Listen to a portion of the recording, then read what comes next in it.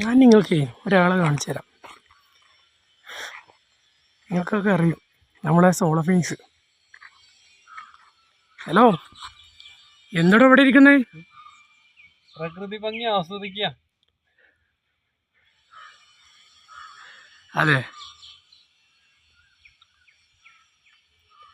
ഇവിടെ വന്ന് നോക്കാം. പുല്ലിന്റെ പച്ചപ്പൊക്കെ നോക്കിയെങ്ങനെ വേനലായിട്ട് എല്ലായിടും വെള്ളവും വറ്റി ഭയങ്കര ചൂടുമായിട്ട്.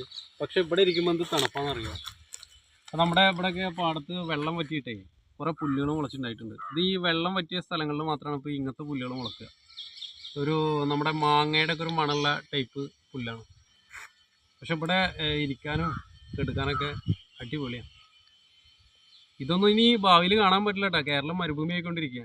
അപ്പോൾ ഇങ്ങനെയൊക്കെ വല്ല സംഭവങ്ങളൊക്കെ കണ്ടു കഴിഞ്ഞാലൊന്ന് ഇരുന്ന് ഫോട്ടോ എടുക്കുകയും അവിടെ കുറച്ച് നേരം ഇരുന്ന് പ്രകൃതി ഭംഗി ആസ്വദിക്കുകയൊക്കെ ചെയ്യാം.